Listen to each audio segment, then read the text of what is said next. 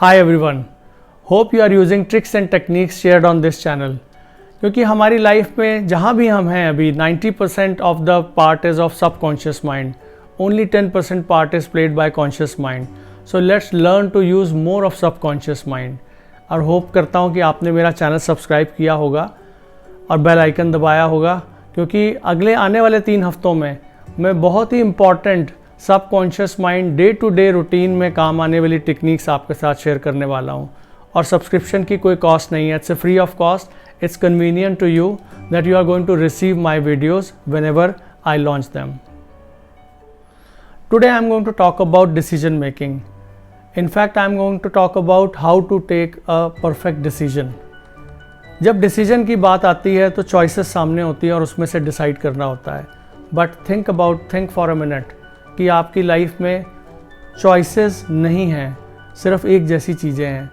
जैसे आपके पास एक ही स्कूल है, एक ही सब्जेक्ट है, एक ही टीचर है, एक ही रंग है, खाने के लिए एक जैसी चीज़ें हैं, रहने के लिए एक जैसी जगह है. लाइफ कितनी बोरिंग हो जाएगी.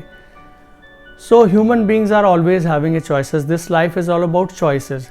लेकिन जैसे ही हम चूज़ करते हैं, सेलेक्ट करते हैं, हमारी लाइफ में रिस्क बढ़ जाता है. हमारे सामने 2-3 चॉइसेस होती हैं, उनमें से किसी एक को चुनना होता है. और बहुत बार हम ऐसे डिसीजन पे मेकिंग पे खड़े होते हैं पॉइंट पे, जहाँ पे हमारी लाइफ में ये बहुत चैलेंजेस आ जाते हैं कि हम लाइफ में कैसे चुनें. It is good to have choices, but along with choices comes risk. जब भी हमें 2-3 चीज़ों में से किसी एक को चुनना होता है तो रिस्क आ ही जाता है. क्या ये चीज़ मेरे लिए बेटर काम करेगी या वो चीज़ मेरे लिए बेटर काम करेगी? ऐसे कई सवाल हमारे मन में आते हैं और हम क्या डिसीजन लें हमें मुश्किल होती है.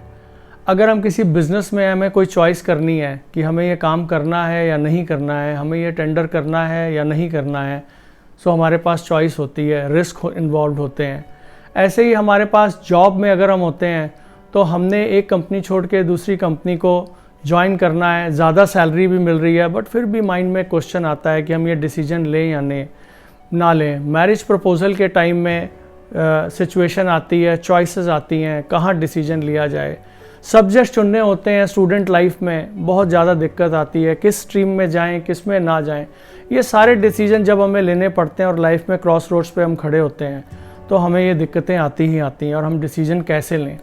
ऐसे में हम फैमिली और फ्रेंड की तरफ देखते हैं कि वो हमें एक अच्छी सलाह दे पाएंगे, और वो हमें एक अच्छी सलाह देते भी हैं. वो डिसीजन देते हैं अपनी लाइफ में, अपने एक्सपीरियंस के हिसाब से हमें सजेस्ट करते हैं.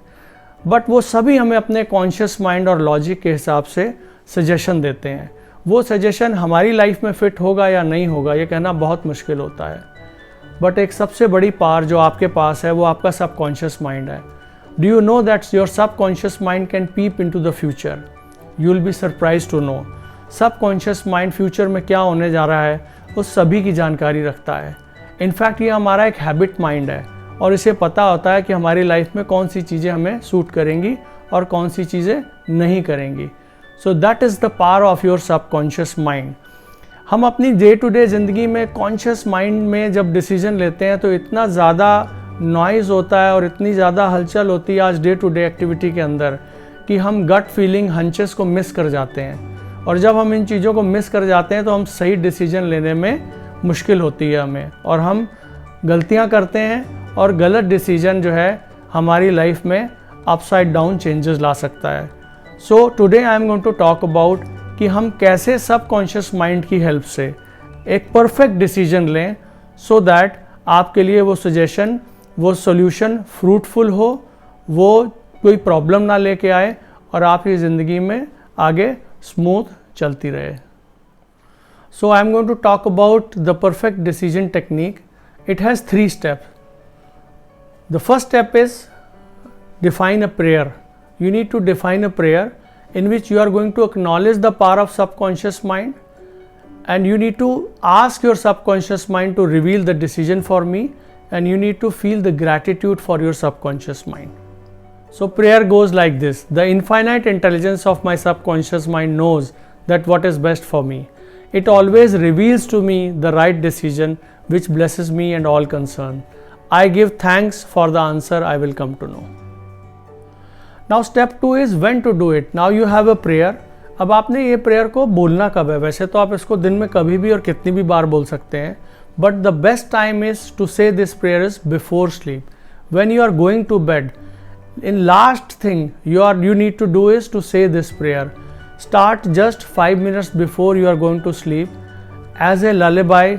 लोरी की तरह इसे आपने बार बार रिपीट करना है, so that when you are half awake and half asleep, in that stage you need to repeat this, and at that point in time your subconscious mind is more powerful than your conscious mind. क्योंकि जितनी भी दिन की negativity, जितने भी logics हैं, वो सारे उस समय सबड्यूड होते हैं. हमारा कॉन्शियस माइंड थका हुआ होता है और वो बहुत ज़्यादा अपोज नहीं कर सकता. So that point we have advantage of subconscious mind. So subconscious mind उस समय इस प्रोग्रामिंग को बहुत जल्दी से एक्सेप्ट कर लेता है, और जब हम नींद में जाते हुए जो सेंटेंस कहते हैं, वो सारे सेंटेंसेस को हमारा सबकॉन्शियस माइंड वर्किंग पे शुरू हो जाता है. और जैसा कि हम जानते हैं, हमारा सबकॉन्शियस माइंड जब से हम पैदा होते हैं और जब तक हम नहीं रहते, और मे बी शायद उसके बाद भी ये सबकॉन्शियस माइंड काम करता रहता है. तो इस प्रेयर के ऊपर ये सबकॉन्शियस माइंड काम करना शुरू कर देता है और हमारे लिए वो रिज़ल्ट आने लगते हैं. Now step 3, we need to expect. अब तीसरा स्टेप आ जाता है, we need to expect the outcome. जब हम रात में सो रहे होते हैं तो ये आउटकम हमें किसी सपने के रूप में आ सकता है. In a dream we can have this in next 24 to 48 hours what the solution we are going to get. So we need to expect the solution. We need to be little alert कि ये solution हमारे पास कहाँ से आएगा ये हमें पता नहीं है, बट अगर हम थोड़ा सा alert रहें, it can come to us as hunch, gut feeling और intuition.